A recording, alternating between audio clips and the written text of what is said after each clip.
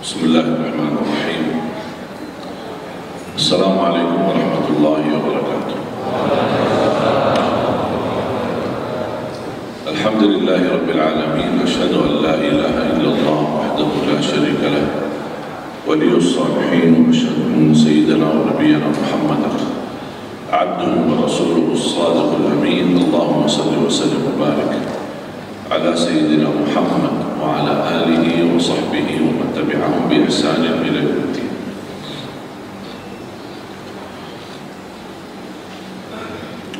Para alim ulama, para asatiz, para kiai, para tuan guru, para hadirin kaum muslimin muslimat, mukminin mukminat, jamaah salat subuh, semoga senantiasa dimuliakan dan diberkahi Allah Subhanahu wa taala. Alhamdulillah wa syukurillah,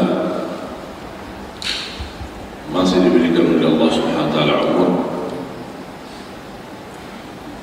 untuk kita mendekatkan diri kita kepada Allah Subhanahu wa taala. Masih diberikan oleh Allah izin untuk kita melanjutkan perjalanan safari dakwah. Yang inti daripada safari dakwah ini memperjuangkan mencetak 1 juta penghafal Al-Quran untuk Indonesia.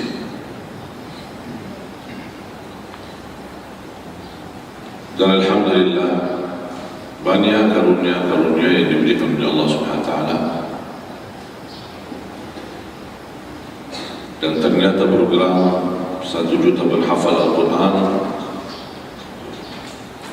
bukan milik Ali Jabir, tapi alhamdulillah menjadi milik kita bersama. Perjuangan kita bersama, amal saleh kita bersama, agar kita bersama-sama bergabung menjadi keluarga Ahlul Quran di dunia dan di akhirat. Kalau tidak ada kemuliaan sama sekali daripada Ahlul Quran kecuali mereka terpilih menjadi hamba terdekat dengan Allah, sudah cukup. Banyak kemuliaan dari Al-Quran, banyak sekali, tidak bisa dibatasi. Tapi kalau sama sekali tidak dapat kemuliaan dari Al-Quran kecuali satu terpilih menjadi keluarga Allah. Rasulullah SAW bersabda, "Inna lillahi ahluna wa khassun." Allah memiliki ahlun, artinya keluarga, wa khassun, orang-orang yang khusus mendapatkan perhatian dan kemuliaan di sisi Allah. Sahabat tanya, "Man hum ya Rasulullah?" Siapalah mereka ya Rasulullah? Rasulullah SAW menjawab, "Ahlullah hum ahlul Quran wa khassatuh." Ahlullah adalah mereka ahlul Quran, dan wa khassatuh, orang yang spesial, sangat dekat sama Allah, memiliki kedudukan yang sangat tinggi. Bahkan Ahlul Quran mampu meraih derajat tertinggi di dalam surga Allah. Dan satu-satunya amalan yang disuruh kita amalkan di dalam surga, padahal surga tempat balasan, bukan tempat amal. Kalau dunia tempat amal, darul amal, wal jannah darul jaza. Jannah tempat balasan Allah atas apa yang kita kerjakan, dan kita berhasil meraih surga Allah SWT. Tetapi ada amalan yang disuruh amalkan di dalam surga. Kenapa disuruh amalkan itu? Karena terkait dengan posisi darajat kita di mana. Masuk surga Allah karena rahmat Allah, tapi posisi darajatmu karena amalanmu. Tidak ada urusan rahmat Allah. Yadkhuluna al-jannata ibtida'an bi rahmatillah wa yatafawatuna fi darajatil jannati bi'amalihim. Mereka berbeda-beda tingkatan dalam surga Allah tergantung amal orang dan mereka masing-masing. Yang tahajud tak mungkin sama yang tidak tahajud. Yang jaga salat jamaah tidak mungkin sama yang salat tidak bagi jamaah. Yang baca Al-Quran tidak mungkin sama orang yang tidak baca Al-Quran. Bahkan ketika di dalam surga Allah menyuruh ahlul Quran, bacalah Al-Quran. Iqra warqa warattil kama kunta turattilu fid dunya. Bacalah dan naik posisimu dan tartillah sebagaimana kamu tartil di dunia. Berarti posisi darjat kita di surga sesuai bagaimana kita tartil di dunia. Fa inna manzilataka 'inda akhir ayatin taqra'uha, karena darajatmu di mana kamu berhenti membaca, disitulah darajatmu. Kata Siti Aisyah radhiyallahu anha, adadu darajatil jannati bi'adadi ayatil Quran, falaysa fi ahli jannati a'la darajatan min ahli Quran. Kata Siti Aisyah radhiyallahu anha, jumlah tingkatan dalam surga Allah sesuai jumlah ayat Al-Quran. Oleh karena itu tidak ada yang lebih tinggi daripada ahlul Quran di dalam surga Allah Subhanahu wa ta'ala.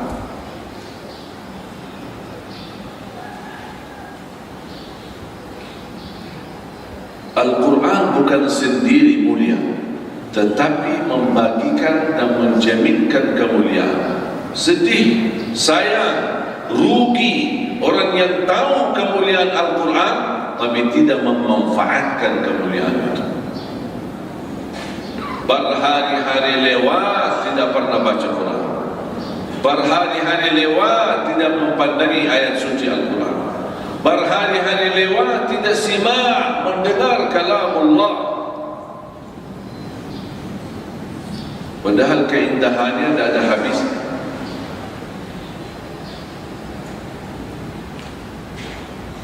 Apa yang saya rasakan dari keindahan dan kenikmatan Al-Quran, saya pernah berfikir, apa yang kalimat-kalimat, saya ingin apa yang saya rasakan bisa dirasakan oleh jemaah Bapak ini. Saya berfikir, apa ya kalimat, gimana? Kadang-kadang apa yang kita rasakan tidak bisa diungkapkan. Habis saya berfikir, ketemu kalimat, mudah-mudahan bisa memberikan wawasan dan bisa meyakinkan bagaimana indahnya Al-Quran. Wallahi Al-Quran nikmat. Faham? Tak ada kalimat yang lain yang saya bisa sampaikan.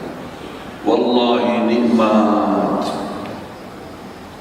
Keselamatan, kemuliaan, kebahagiaan, persungguhan, perlindungan, ketinggian darajat, husnul khatimah. Setiap satu huruf 10 kebaikan, diberikan perlindungan dari kejahatan, dari keburukan, dari godaan syaitan.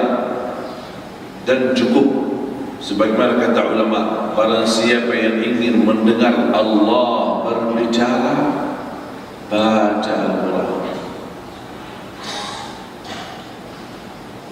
Barang siapa yang ingin mendengar Allah berbicara, baca Al-Quran. Itu kalamullah. Al-Quran isinya dari Al-Fatihah sampai An-Nas, Allah sedang berbicara sama kita. Kalau kita terima pesan di WA,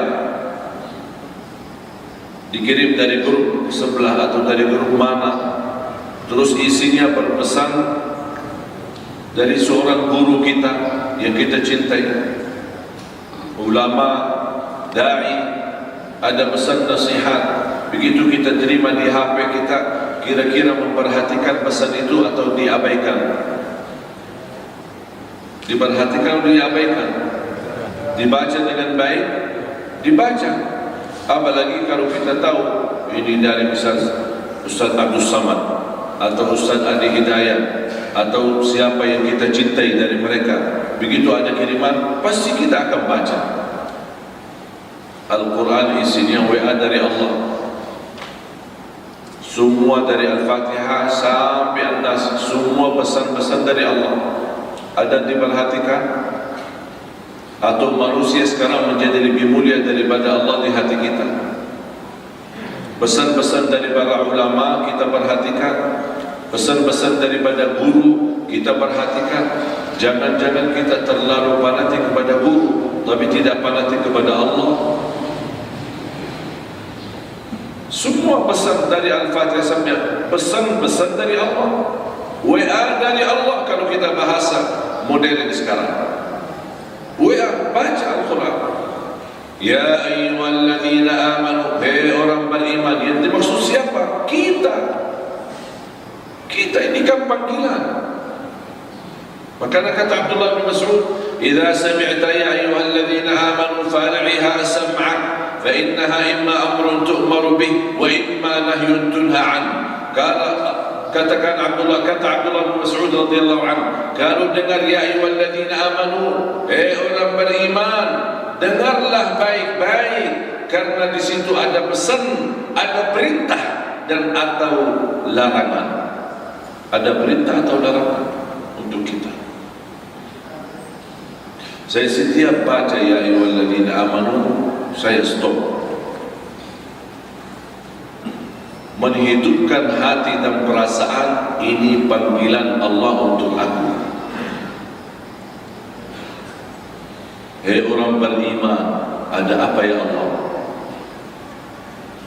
Apa pesanmu ya Allah untuk saya? Saya siap, sami'na wa ata'na. Baru saya lanjut untuk mengamalkan apa yang Allah perintahkan atau menjauhi dari apa yang Allah larang. Inna Allah wa malaikatahu yusalluna 'alan nabi. Biasanya saya dengar kalau di Indonesia, Inna Allah wa malaikatahu yusalluna 'alan nabi, kebanyakan jamaah Rasul sallallahu alaihi wasallam. Allahumma shalli wa sallim alaihi. Padahal di sini belum ada perintah. Ini baru berita. Bahkan berita gembira. Dan terhadap berita gembira, apa yang seharusnya kita bersikap? Alhamdulillah, Allah dan malaikatnya bersalawat terus-menerus tidak pernah terputus. Ini kan berita gembira, menunjukkan kemuliaan Nabi Muhammad. Sikap kita apa? Alhamdulillah. Ya ayyuhalladzina amanu, baru itu dengar, perhatikan, ini ada panggilan untukmu. Ya Allah, ada apa? Saya siap, sami'na wa ata'na. Apa perintahmu? Sallu alaihi wa sallimu taslima. Baru kita segera kita laksanakan. Sallallahu alaihi wasallam. Allahumma salli wa sallim wa barik alaihi.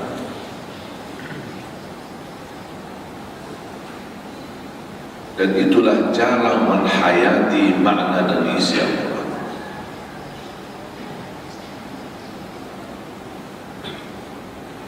Kalau bisa sempatkan waktu, coba cari ayat yang diawali ya ayyuhalladzina amanu. Dan pilih mana saja, banyak di dalam Al-Quran, tinggal cari. Ya ayyuhalladzina amanu ittaqullah. Ya ayyuhalladzina amanu ista'inu bis-sabri was-salah. Ya ayyuhalladzina amanu uzkurullaha dzikran katsira. Coba cari kalimat ya ayyuhalladzina amanu untuk belajar. Ini panggilan untukmu, ini panggilan khusus untukmu. Yang dimaksud adalah diri kita, dirimu, bukan orang lain. Setiap kita baca ya ayyuhalladzina amanu, oh yang dimaksud saya, bukan orang lain. Wahai orang beriman, ada apa ya Allah? Siap melaksanakan perintahmu atau larangan, menjauhi dari larangan. Ikuti sambil menghayati, dan kita amalkan sesuai kemampuan. Fattaqullaha mastata'tum, bertakwalah kepada Allah sesuai kemampuannya.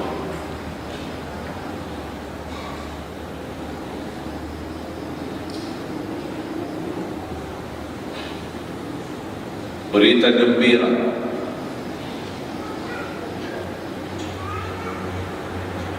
kepada semua jamaah yang suka datang ke masjid di saat gelap.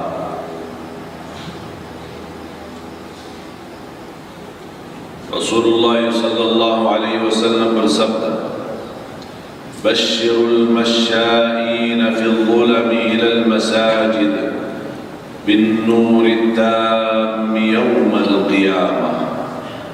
Berilah berita gembira bagi orang-orang yang suka ke masjid di saat gelap, subuh gelap atau terang. Waktu tiba subuh, kondisinya gelap, dingin, enak tidur. Mau kita tinggalkan semuanya dan berlangkah ke masjid. Allah tidak akan sia-siakan itu. Sangat mulia posisi salat subuh. Sunnahnya saja yang tidak pernah Rasul tinggalkan, dalam kondisi sehat maupun sakit, dalam kondisi musafir maupun mukim, dalam posisi aman maupun perang. Rasul tidak pernah tinggalkan dua sunnah, sunnah witir, sunnah qabliyah subuh. Bahkan ulama membolehkan bagi orang yang senantiasa menjaga sunnah subuh, seandainya ketika satu hari terlambat terbangun sudah iqamat, tidak dapat kita laksanakan salat sunnahnya, kita wudhu dan segera bertemu dengan salat jamaahnya. Begitu selesai salat jamaah, dibolehkan untuk berdiri dan qada salat sunnahnya, walaupun habis subuh waktu larangan. Tapi ulama membolehkan secara khusus sunnah salat subuh boleh diqada, saking mulianya sunnah subuh. Rak'ata al-fajr khairun min ad-dunya wa ma fiha. Dua rakaat sunnah subuh atau sunnah fajar atau sunnah qabliyah subuh, semua satu. Beda-beda nama, beda-beda istilah, tapi isinya satu. Dua rakaat sunnah fajar yang dimaksud sudah azan subuh sebelum melaksanakan salat wajib, itu sunnah fajar. Lebih baik daripada dunia dan seisinya. Allahu Akbar. Saya membayangkan kalau sunnahnya aja lebih besar pahalanya daripada dunia dan seisinya, apalagi salat subuhnya. Itu baru sunnahnya begitu besar pahalanya, apalagi salat subuh. Dan bacaan di salat subuh disaksikan oleh malaikat. Pengalaman saya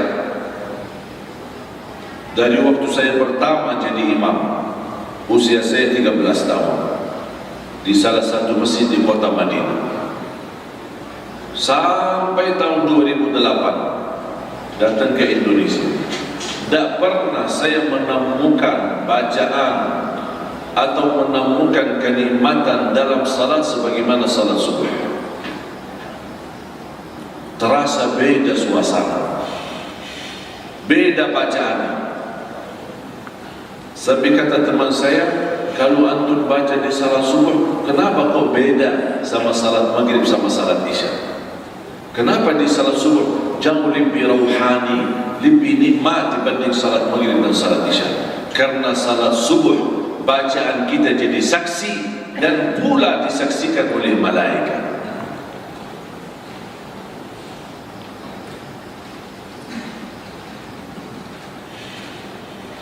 Man shalla al-fajr fi jama'atin faka'annama qama al-laila kullah. Barang siapa yang salat subuh berjamaah, dia mendapatkan nilai pahala seperti orang tahajud sepanjang malam.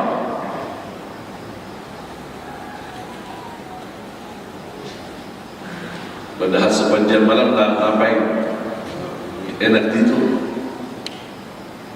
Tak ada salat tahajud, tidur.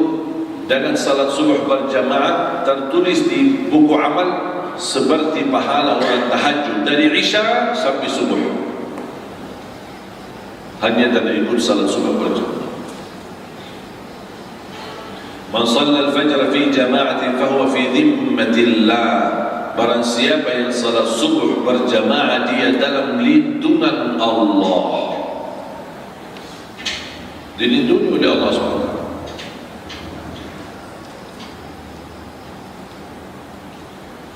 Dan kata melindungi, dilindungi oleh Allah, bukan berarti tidak dapat takdir.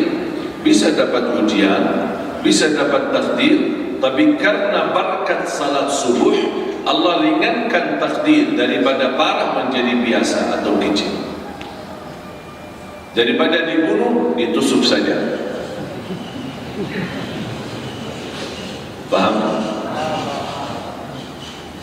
Takdir.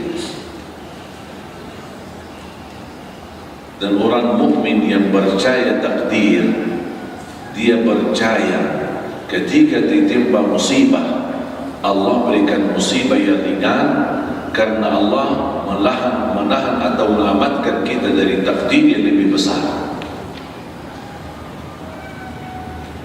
Tak mungkin ada takdir yang menimpa kita, pasti ada takdir yang lebih besar. Yang paling bahaya ujian kalau dapat musibah di dalam agama kita. Murtad itu musibah yang paling besar. Nauzubillah. Kalau terkait agama, baru itu namanya musibah besar. Tapi terkait sehat, jadi sakit, kecil. Punya bisnis, kemudian rugi, kecil itu. Anak kita yang tersayang meninggal dunia, kecil itu ada artinya. Saya pernah waktu itu di kelas SMA di Madinah. Saya keluar dari sekolah, pas di gerbang pintu sekolah di luar, saya bertemu dengan orang buta. Sering saya perhatikan dia berada di sekolah kita, tapi beda kelas. Sama-sama SMA, tapi ada kelas A, ada kelas B, dan seterusnya. Dan saya di waktu itu sama juga berdiri di sampingnya menunggu ayah saya jemput.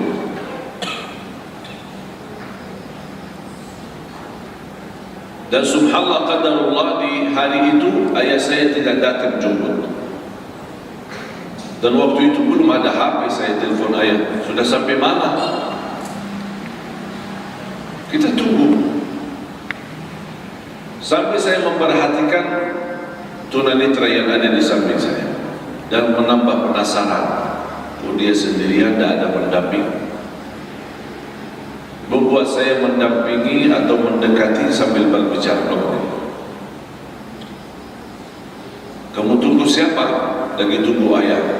Ayahnya kepala sekolah, tapi beda sekolah. Mungkin ada rapat mendadak atau belum selesai kerjaan, makanya dia suruh dulu. Dan belum ada waktu itu telepon atau HP yang bisa kita hubungi.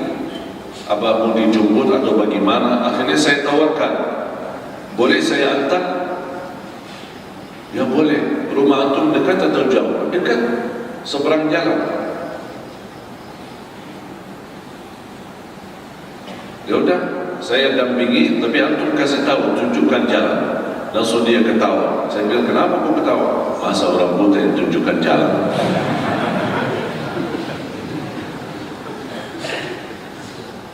Tapi ternyata walaupun dia buta tapi hebat. Sambil saya mendampingi, memegang tangannya, dia menyuruh saya kanan kiri lurus, hati-hati ada lubang, terus ini ada kanan. Masya Allah, hafal jalan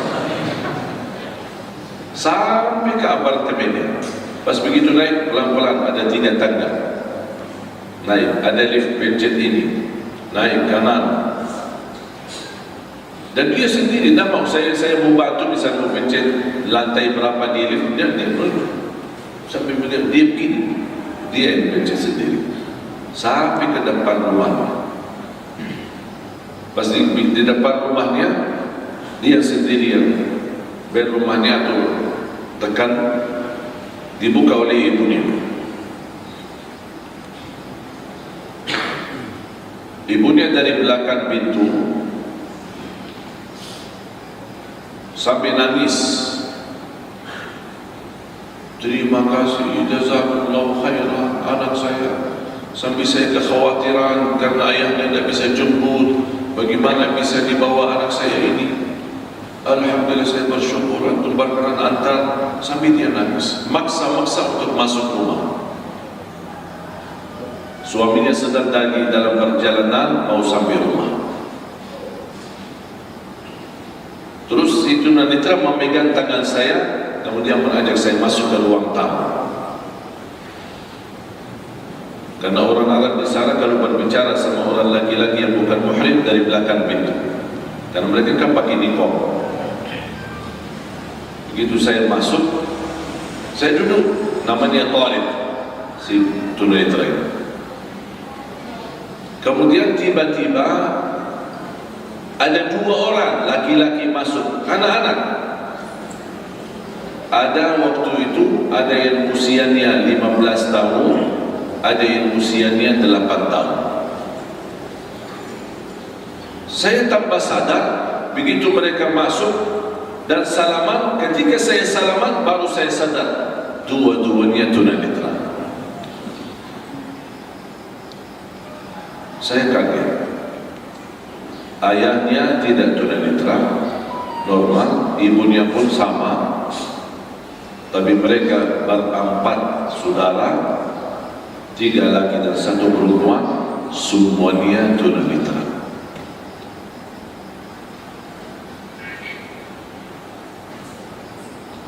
Waktu itu saya masih ingat agak sedikit galau. Tahu kan galau? Kenapa saya galau? Karena ayah saya tidak kasih uang saku. Pas saya pagi-pagi ke sekolah, biasanya kan ada uang saku buat beli roti nanti. Karena di dalam sekolah ada satu ruangan khusus jualan, ada minuman, ada jus, ada roti. Kalau mungkin di Indonesia saya belum tahu bagaimana cara di Indonesia atau sekolah itu. Kalau di sana ada satu tempat, bukan restoran tapi seperti toko kecil berjualan. Kalau pagi tidak ada yang makan nasi di Arab. Maka dari pas saya kalau safari dakwah diundang pagi-pagi, saya minum semua nasi, ayam, ikan. Saya tanya ada roti? Udah ada roti. Udah saya puasa aja. Tak biasa makan nasi pagi-pagi. Jadi waktu itu saya ada sedikit, bisa dikatakan sakit hati. Wah, ayah tak kasih uang saku. Pas begitu melihat mereka, ternyata uang saku tidak ada artinya dibanding ujian yang mereka dapat. Satu keluarga keturunannya semuanya buta. Gara-gara kejadian itu, alhamdulillah si Talib dan semua adiknya, keluarga besar mereka menjadi sahabat saya sampai hari ini.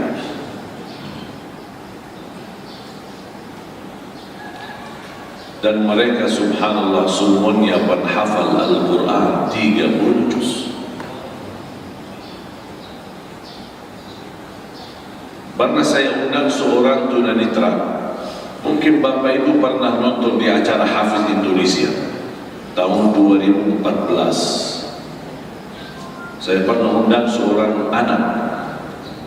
Waktu kita undang usianya 12 atau 13 tahun. Buta, kecil badannya. Namanya Syekh Jihad. Hafal Al-Quran dengan angka. Ayat bawah, ayat atas, angka berapa, asbabun nuzul, tafsir. Sampai pernah Jihad ini ditanya,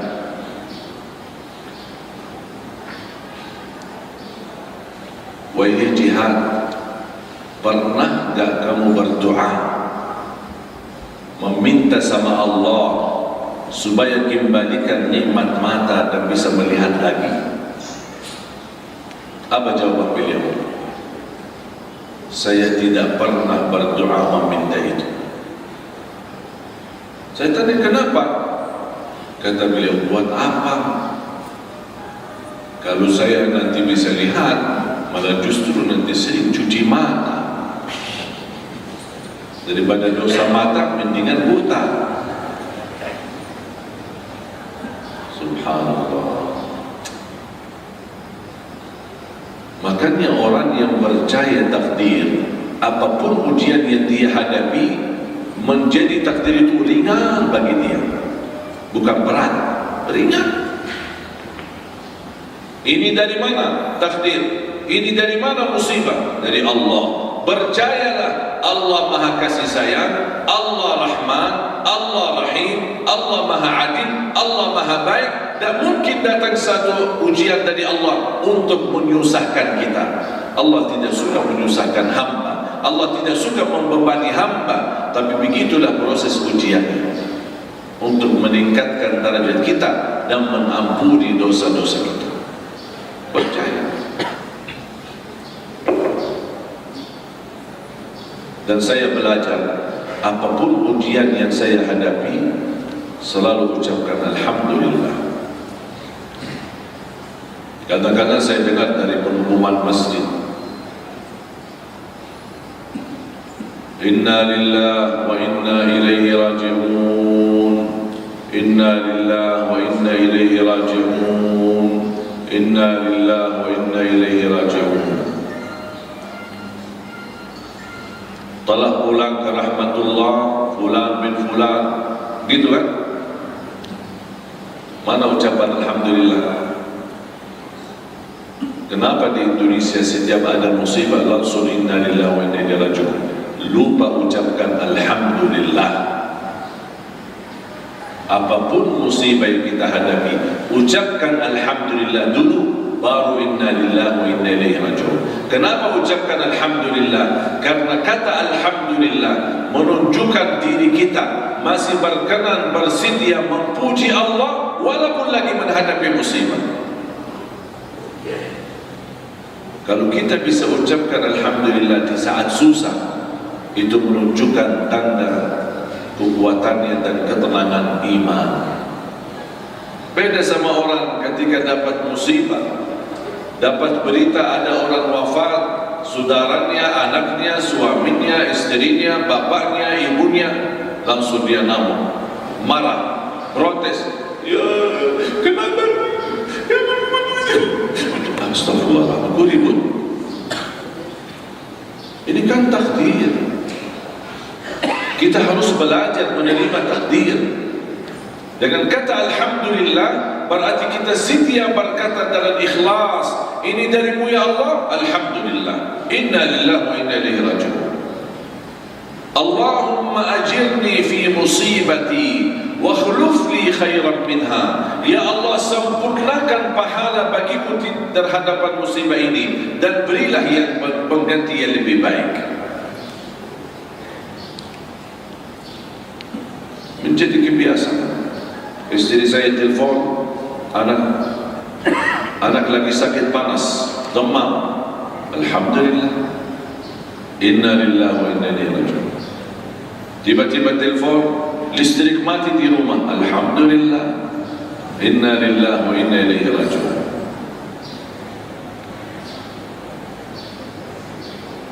Adik saya bawa mobil, bocor banyak. Harus dia telepon, tak bawa uang, ini bocor banyak. Alhamdulillah, Inna lillahi wa inna ilaihi raji'un. Terus saya, kalau bisa belajar ucapkan Alhamdulillah di saat susah, akan jauh lebih indah dan nikmat di saat senang. Tapi sayang sekali kita bisa ucapkan Alhamdulillah di saat senang, tapi nampaknya belum bisa ucapkan Alhamdulillah di saat ditimpa musibah. Keluar dari masjid, dicuri motornya. Mana motorku? Hilang. Alhamdulillah. Inna lillahi wa inna ilaihi. Kalau bisa ucapkan itu, istimewa. Istimewa. Beda sama orang pas keluar dari masjid, baru habis doa, habis zikir, habis istighfar, hilang motor. Aduh, siapa ini? Mudah-mudahan hancur dia, celaka dia, sampai 7 keturunan. Itu doanya luar biasa.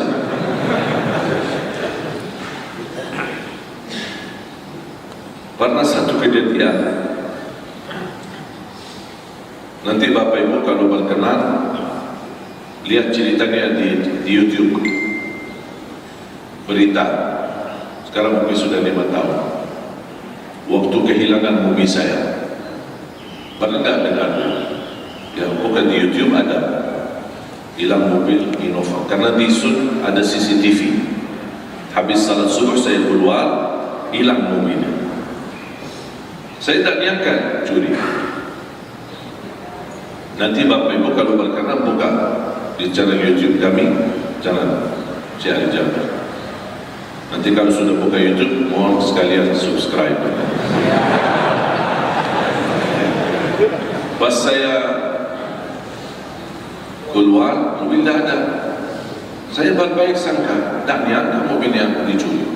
Mungkin adik saya atau supir yayasan atau apa, dan petugas dari dalam kantor yayasan dia datang, dia bilang, saya lihat di layar TV, karena ada kamera CCTV, mobilnya dicuri. Sampai saya lihat di kamera di layar, tukang satpam penjaga ada di depan mobil tapi tidur. Sampai ada 4 orang datang, bongkar mobilnya, hidupkan mesinnya, bawa lari, tapi satpam tidak bergerak. Tidurnya luar biasa, khusyuk.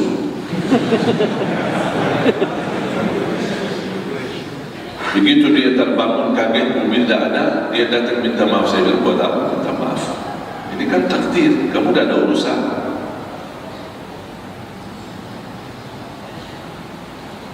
Beda ketika kita marah, pasti apa yang terucap sebabnya marah, banyak yang membawa kata-kata yang tidak baik.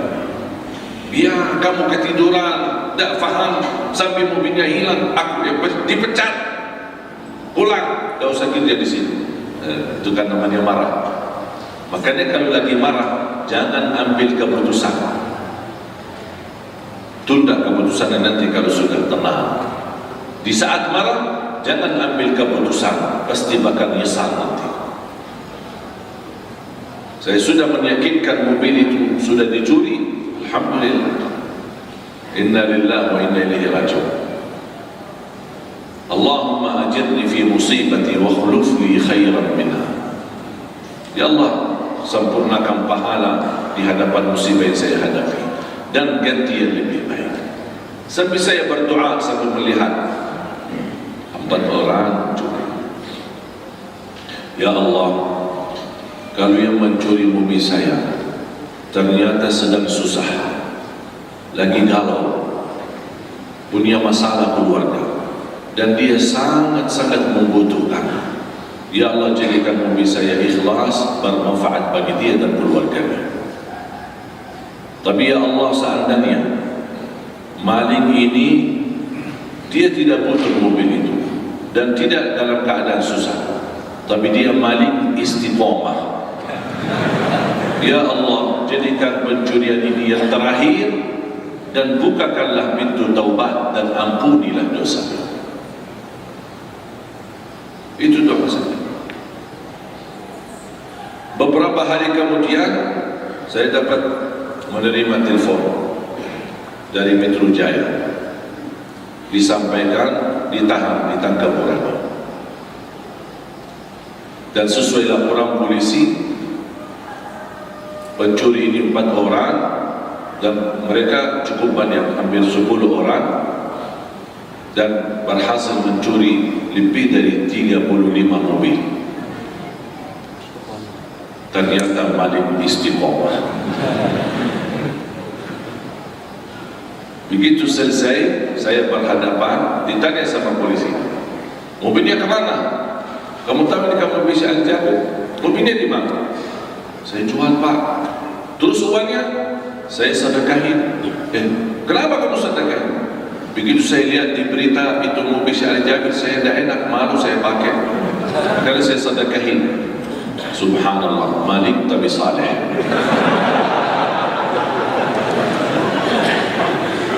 Alhamdulillah, inna lillahi wa inna ilaihi raji'un. Itu yang saya ucapkan salat. Tapi sebelum saya mendapatkan berita ditangkap orangnya dan ditemukan mobilnya, di dalam menunggu proses, subhanallah, saya mendapatkan berganti. Yang hilang mobil Innova, tapi saya dapat 2 mobil diganti, BRV, Honda BRV sama Honda CR-V. Subhanallah, mewah lagi. Mari kita sama-sama tingkatkan kualitas iman dan yakini kita hidup. Kalau kita percaya itu semua hidup kita bersama Allah, jangan khawatir.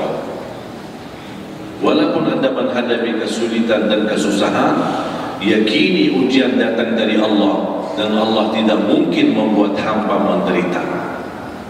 Allah Maha Baik, Allah Maha Kasih Sayang, Allah Rahman Rahim. Ujian ini hanya untuk menyucikan kita, membersihkan kita, mengampuni dosa kita, dan meningkatkan derajat kita di sisi Allah Subhanahu wa Ta'ala. Mungkin di awal ujian nampaknya buruk, tapi ingat, hakikat keburukan yang kita lihat, ternyata di balik keburukan banyak hikmah dan pelajaran yang Allah ingin hantarkan kepada kita. Siap? Faham? Semoga kita semua yang hadir diberikan oleh Allah kemuliaan menjadi ahli Quran, menjadi orang-orang yang betul-betul tawakal kepada Allah SWT. Apapun musibah yang kita hadapi, kita bisa tunduk dan bersyukur dalam keadaan apapun, dalam keadaan susah maupun dalam keadaan lemah, dalam keadaan senang maupun dalam keadaan sulit, dalam keadaan lancar maupun dalam keadaan mepet, dalam keadaan apapun kita selalu mampu ucapkan Alhamdulillahirabbil alamin. Jemaah sekalian, sebelum saya tutup doa, saya serahkan kepada panitia. Mohon maaf, jangan kemana-mana dulu. Sesaat lagi kami kembali. Allahumma salli ala sayyidina Muhammad wa ala ali sayyidina Muhammad. Allahumma inna nas'aluka al-huda wal-tuqa wal-'afafa wal-ghina. Ya Allah, berilah kepada kami petunjuk pada jalan yang lurus, ihdinas siratal mustaqim. Hidupkanlah kami dalam keadaan iman, wafatkanlah kami dalam keadaan Islam, akhiri hayat kami dengan husnul khatimah. Ya Allah, tuliskan nama kami dan keluarga kami sebagai ahlul Quran yang mendapatkan syafaatnya Al-Quran. Ya Allah, aku mohon semua jemaah yang hadir selepas majlis ini, masing-masing pulang sudah diampuni segala dosanya, disucikan hatinya, dibersihkan jiwanya, disembuhkan penyakitnya, disehatkan badannya, diselamatkan setiap langkah-langkahnya. Atas izin-Mu ya Allah, kami sama-sama bertemu di majlis ini. Berilah kepada kami kemuliaan, sama-sama bertemu kembali di dalam surga-Mu ya Allah, bersama Nabi Muhammad sallallahu alaihi wasallam. Rabbana atina fid dunya hasanah wa fil akhirati hasanah wa qina adzabannar. Wa sallallahu ala sayyidina nabiyina Muhammad wa ala alihi wasallam. Walhamdulillahi rabbil alamin. Wa lillahi mohon maaf, akhirul kalam, subhanakallahumma wa bihamdika, asyhadu an la ilaha illa anta, astaghfiruka wa atubu ilaik. Wassalamualaikum warahmatullahi wabarakatuh.